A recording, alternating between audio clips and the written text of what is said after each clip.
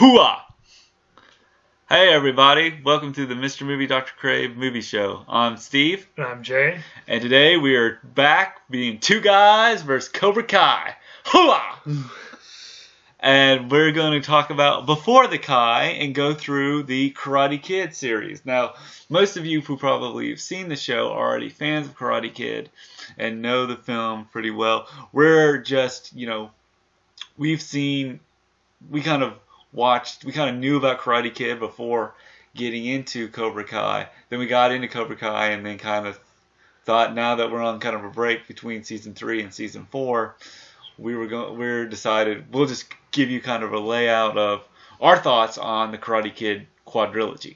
Right. Yeah, and then going into this, I didn't really know there were other movies other than the Karate Kid until seeing the show. And it's like, oh wait, there's a whole bunch of spin-offs that I had, or sequels that I hadn't seen yet. Well, with the third, when we watched I watched the trailer for the fourth season, and he says, they're bringing back the villain from Karate Kid 3, right? And that got me intrigued into going and watching the Karate Kids 1, 2, and 3. And after watching 1, 2, 3, and 4. It kind of slides a little bit after 2. Yeah. A little bit, but I mean, what do you kind of expect, kind of thing? Yeah, but we'll get into it, and then it also sort of sheds some light on like things make more sense in the show now that we're watching. Yeah, that's the other thing too, is like the the trees. We'll talk about kind of why he has those bonsai trees at the dealership so many times. Right. So anyway, let's talk about kind of give you kind of a edge of kind of what our thoughts. Let's just kind of talk about our thoughts on the Karate Kid. I thought it was good. I mean, I think Steve, you mentioned the Karate Kid was directed by the same person that did Rocky. So yeah, it was like Kid Rocky in a way. Yeah, it was. And I think a lot of people kind of looked at, and probably at the time it was sort of like Rocky for the younger generation. I mean, because it deals with here's this kid, new kid in school.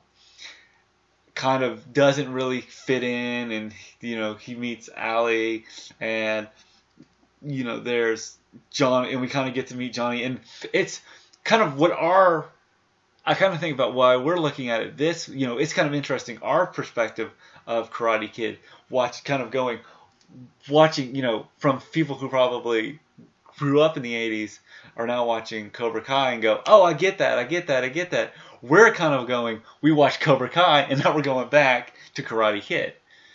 And what I liked about Cobra Kai, I'm going to turn off that phone so we don't hear so many beeps and bruises. But what I liked about Karate Kid was that he was the new kid in school, didn't know anybody. He meets Allie, and we finally we meet Johnny. Right. And Johnny is the bully. Right. And you want to hate him. And you kind of look at it now after watching Cobra Kai, you're like going, oh, he's actually a pretty decent guy, But I think that's the thing. But as the film sort of shows up, he becomes, there's a lot of fan theories that say, was Daniel really the bully of the film series too? Yeah, I don't know.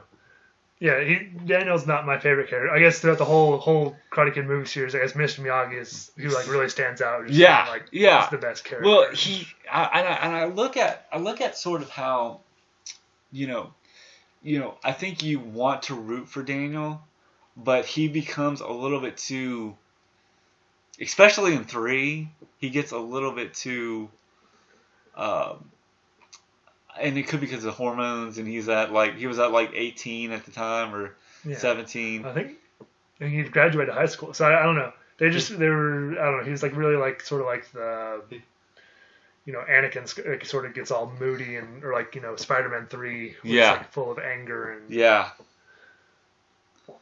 and I feel like he was, but when we go, one, it's sort of him, he's moved in, Mr. Miyagi, and you kind of can tell watching Cobra Kai, it was kind of like Miguel and Johnny, where Johnny was sort of living in the same, because I guess it's the same apartment building complex right. that Mr. Miyagi and Daniel were living in at the same time, but it's kind of a nice counter, to them, you know. But Mr. Miyagi shows up. He kind of like is like, oh, Mr. Miyagi, when are you? Or he doesn't even know. It's like, hey, sir, the water's not running. And he kind of uses him as a, sort of like, like he is the maintenance man. Right.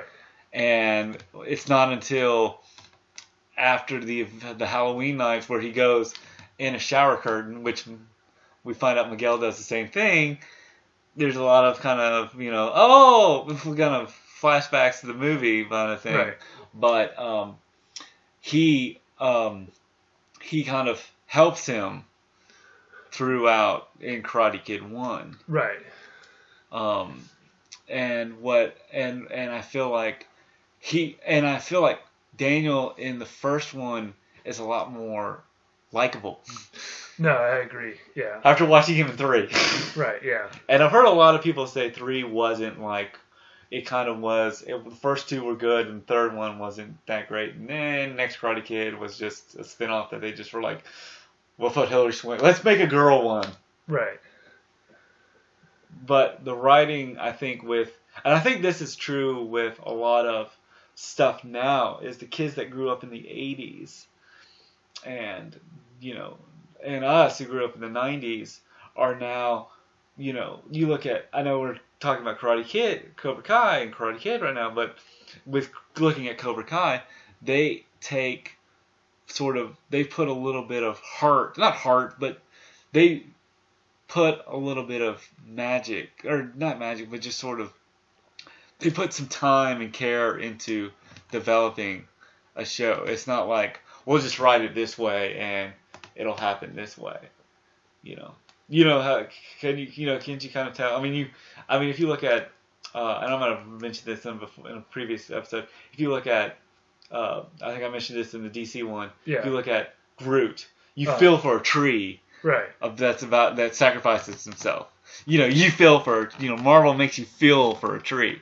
But going back to Cobra Kai and Karate Kid, I think these guys that grew up on the Karate Kid series and want to see it continue, put heart into it. Right, yeah, I agree. They make the characters a lot richer and have more depth. And because a lot of the characters in the movies are pretty one-dimensional. Like, they are. Here's the bully, here's the hero. Here's the hero, and here's how it works. And I feel like, but now I think I think even with a lot of, and I think that's what makes, when we get into a couple episodes of Cobra Kai, we understand where Kreese is going to come from, and kind of how he deals with his stuff, and how Johnny deals with stuff.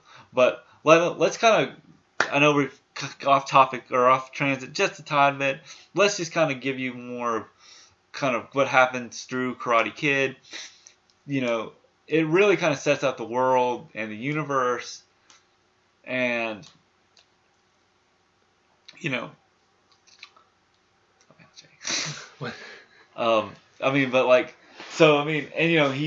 beats, it's very much like he gets beat up. Mr. Miyagi helps him. Mr. Miyagi teaches him karate. They go and fight LaRusso. And what Daniel wins, and you cheer, and Daniel's the hero, and Johnny is the villain. But if you remember in an episode of Cobra Kai, when he's talking to Miguel, Johnny's like, really paints Daniel in a dark picture. Right. And then so I guess 2 sort of like starts to take off right after 3, or 2 takes off after 3. If you go backwards, no, 2. I feel like 2 takes off really like they won the tournament. They decide, and it's more of a Mr. Miyagi type storyline. Yeah. And when we get into, and there's like, so he goes to Japan, and where his girlfriend used to live, or was it? That's where he grew up. Is where he grew up. Okay. Yeah, and So there's a whole thing where, so after the tournament, Daniel, like, through the situations, ends up, staying with Mr. Miyagi. Yeah. He's gonna live with them during. And they the basically summer. write off the mom for some reason. She has a new job, and so she's like, I gotta go. Yeah, I feel like the screenwriters were like going, okay, she doesn't want to be in this movie. We'll just put her in like a new job, and so because she's not even in 3. Oh, that's but right. she comes back in Cobra Kai, so it's not like Right. Everything's connected. Everything's connected. So he goes he goes to Japan, and we find out that Mr. Miyagi has this rival. Right, Sato. That's it, Sato. And Sato was pissed because Mr. Miyagi took his girlfriend. It's a little bit, so, yeah, pretty much that. So, like, it was like an arranged marriage. Yeah. Like, she was arranged to marry Sato, but was in love with Mr. Miyagi. Right. But then Mr. Miyagi, like, went into exile to avoid the situation. To avoid the situation. And I feel like Daniel really has to, and I feel like Daniel in the second one really has to tell Mr. Miyagi, look, you need to face your, he kind of gets a little bit of a spine in some ways and kind of tells him to face his fear, kind of face his fear. And, and then when we go into Cobra Kai, he goes to Japan to kind of face him again after 40 years later. Right. But see, second one I liked. I feel like the first one. You're right. I think the first one was so cookie. I mean, it works, but you watch it now and it's so paint by numbers. It kind of knows where it goes, and I feel like the second one does. I feel like the second one was probably the best one out of the trilogy. Don't you think? Or I don't know. I still think the first one had. I don't know. I feel like the first two. Well. Has the most magic for me, I feel. For the first one, yeah, I feel like the first two kind of work. I think, when I bought them on Amazon, I bought like the 2-pack, like a part 1 and part, like it's kind of a box set. Right. And I think I accidentally bought 2 of them and gave one of them to Lisa at one of our like. The presents. She's like, okay. Yeah. I was just like, hey, this movie, someone will like this film. I should have kind of gave it to you, but I liked how, in the second one it dealt with Mr. Miyagi, and then kind of like, he faces off the Mr.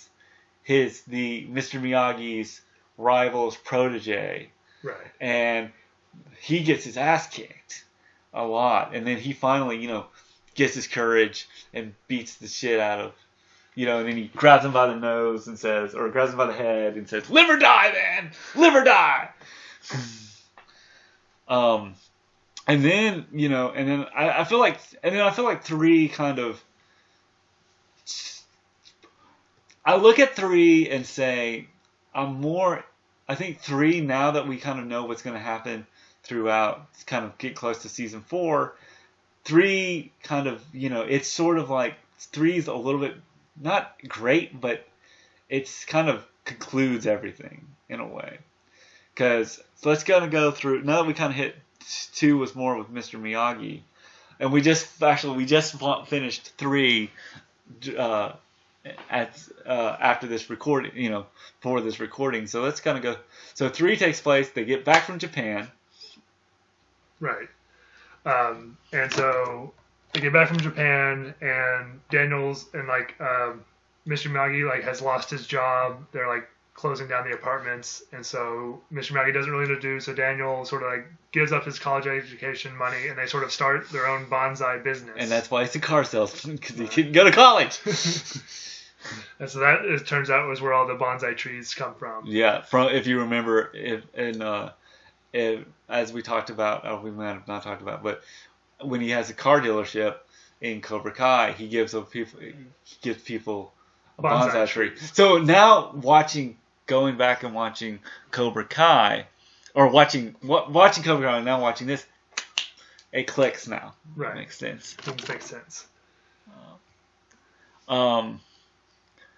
So I kind of looked at it, and I liked kind of, and then we kind of focus on Kreese, because here's Kreese, and that's what I kind of liked about the intro to 3, is Kreese has lost everything, and they concoct this like pretty complicated revenge story, like strategy. But what I liked about it is Kreese has lost everything. He's lost the dojo.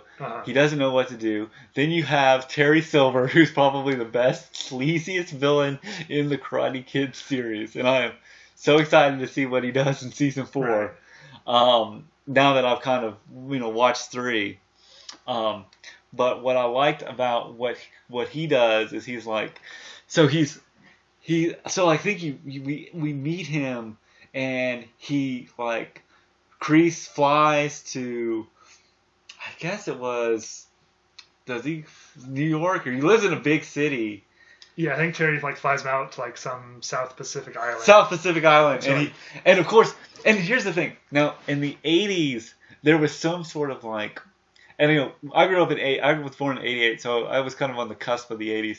But watching old 80s films, something about a villain in a suit and slick hair, but it's in a ponytail, always made you look like you were in trouble. Like he was so like, because I remember I know it was late 80s, early 90s kind of thing. He always had the slick hair and like suits, and that's what I got from Terry. Terry. Yeah, I feel like Terry is sort of like almost like evil Batman. It's like a rich, billionaire person that knows karate and is going to try to ruin a teenager's life. Yes, because like he has nothing else to do. He like drops everything he's doing. He's like, I'm going to ruin Daniel LaRusso's life. Well, I think he doesn't do it like that. I think he sort of was like, because you also have to look at it this way. He's the one that started Cobra, and I kind of like, if you kind of watch it, he's the one that sort of started Cobra Kai. I think he's actually the founder, one of Kreese's students. Kreese's student. Was he Kreese's student? I think he was Kreese's student, and like so he feels in debt to Kreese, and he's like went off and become like a billionaire. I think he's like dumps radioactive waste. Toxic like another 80s thing, because like Captain Planet was so huge. That's another thing. He reminds me of a Captain Planet villain. Yeah. Because he's like, I've got toxic waste, because that was big in the 80s. But yeah, and I think. And I like how he's so, I think he's such a great villain, and I'm kind of excited to see what he does in season 4 with Cobra Kai. But we're digressing. I know we're 2 guys for Cobra Kai, but we need to get through the Karate Kids before we grow up. Yeah, I'm also excited to see him, because he was a lot more like psychological, like get in their heads and like try to mess with them than the other. And he does a lot of,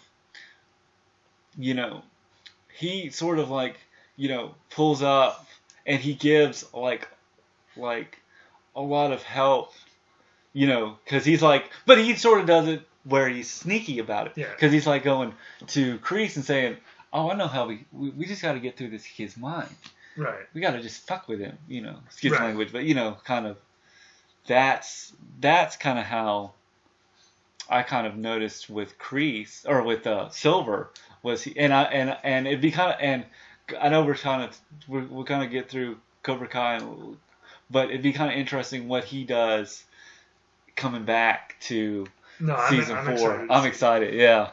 And we'll, ladies and gentlemen, we'll get you through Cobra Kai after this episode. But something I liked about I guess the Karate Kid 2 and Karate Kid 3 is that I guess Daniel's main opponent both had sort of like the little like crony of like people with, I guess it was somewhat in 1, but they really turned it up in 2 and 3. Yeah, and sort of just like comically like, and I always, like there was this like the guy, Mike, the villain, the guy that he fights in 3. Karate's bad boy, which they kind of like advertise everywhere. He kind of there's that line in I loved it. It was in Big Fat Liar, which was a Frankie Muniz film from like 2000, early 2000s. But he's like going, they're sitting in detention, and he like comes in and he says, "Hey Fuller," or whatever his last name is, "I bet you wish you had your skateboard." And he's like, big education skateboard or some like car or something. Right. And he's like, I'll pick this. He's like, but I have a skateboard. Like, you gotta feel like he does like something stupid, like he'll say some stupid line or something, line. But that's the thing. I look at it this way too, is now that you watch Johnny, because Johnny kind of, if you look at the first Karate Kid film, Johnny felt a little bit one-dimensional in the movie. And I feel like in the second, and I feel like in the third film, now that we get to know him more in Cobra Kai, and with Mike, Mike seems a little bit one-dimensional, sort of like he's the villain, he's the opponent for this film. Yeah, he was more of just like a hired goon rather than as a character. Yeah, he didn't have much. But if you look at going back to Karate Kid 1, the thing I've noticed after watching 1 is there was something about when Kreese tells him to sweep the leg, no mercy.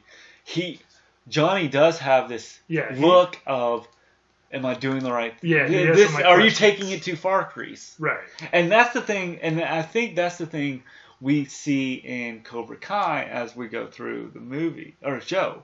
Right. He's got a little bit more.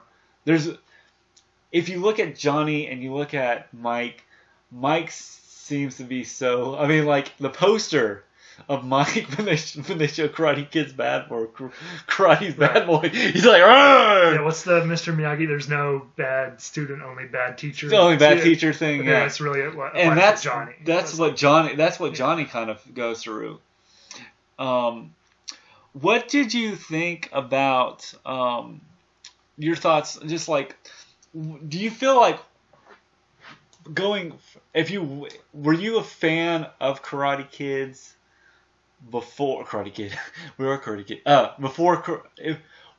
Did you kind of like? Because I know, like, actually, I was looking up, like, kind of more about it, and there was an animated Karate Kid TV series. Oh man, I didn't that only lasted one season. Okay. So they'll probably do it someday on Cancel Too Soon, where they review. That's a podcast gentleman that reviews television series that lasted one season or less. Check it out.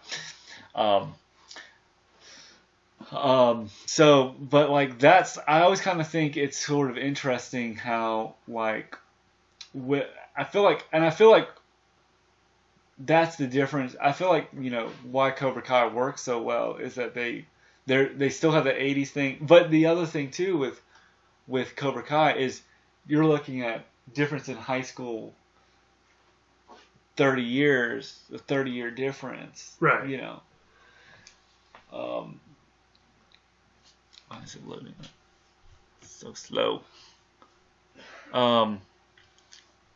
So Jay, when you watched Karate Kid 1, what was your sort of like? I mean, I know you probably saw it when you saw it the first time. What'd you? I guess when I vaguely remember seeing the first time. I mean, definitely more like like Kid Rocky, like feeling like inspired. Yeah. Now watching it after you watched Cobra Kai. How have you kind of changed your tune, or? No, I think it's still inspiring, but it's really, I guess, Mr. Miyagi is who like really shines out. I do. I think Mr. Miyagi, and I feel like because Daniel just he does seem like a character that you just, if he wasn't the protagonist, he'd be kind of like I sort of feel like how I feel about Harty Potter. Like, he's like the main character and good guy, but he's sort of a jerk. Yeah. Well, I feel like with going back to Harry Potter, I feel like Harry Potter was sort of, you had to look at it. Well, I mean, especially with 3 and Order of the Phoenix, you gotta tell he's going through puberty. So yeah. And then I guess we were talking a little bit before this about 3 didn't have a special technique because 1 had the crane kick. 2 had like that I forget what they call it. It was like that drum. The drum. They brought the drums out. He was like dodging the fish hooks. Dodging the fish hooks, but and 3 was like more like your inner strength. And that's kind of, and like because with 3 he had like the